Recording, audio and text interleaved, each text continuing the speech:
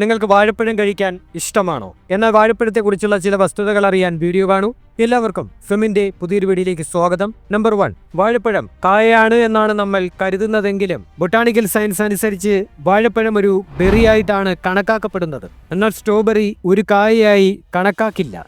Number 2, radiation പുറത്തുവിടുന്ന പഴമാണ് വാഴപ്പഴം. വാഴപ്പഴത്തിൽ പൊട്ടാസ്യം 40 എന്ന പ്രകൃതിദത്ത റേഡിയോ ആക്റ്റീവ് ഐസോട്ടോപ്പ് അടങ്ങിയിട്ടുണ്ട്. അതിനാൽ വാഴപ്പഴത്തിൽ നിന്ന് റേഡിയേഷൻ പുറത്തു വരും, പക്ഷെ വളരെ ചെറിയ അളവിൽ മാത്രമാണതുള്ളത്.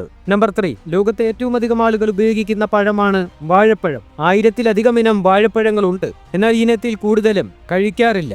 നമ്പർ 4, ഏത്തപ്പഴം കൊണ്ട് മാനസിക പിരിമുറക്കം കുറയ്ക്കാം. നമ്മുടെ ശരീരത്തിലെ സെറോട്ടോണിന്റെ അളവ് വർദ്ധിപ്പിക്കാൻ സഹായിക്കുന്ന ട്രിപ്റ്റോഫാൻ വാഴപ്പഴത്തിൽ അടങ്ങിയിട്ടുണ്ട്. ഇത് മാനസികാവസ്ഥ മെച്ചപ്പെടുത്തുകയും സമ്മർദ്ദം കുറയ്ക്കുകയും ചെയ്യും. നമ്പർ 5, വാഴപ്പഴത്തിൽ potassium, vitamin C, vitamin B6, fibre, protein, ഇരുമ്പ്, കാർബോഹൈഡ്രേറ്റ് എന്നിവ ധാരാളം അടങ്ങിയിട്ടുണ്ട്.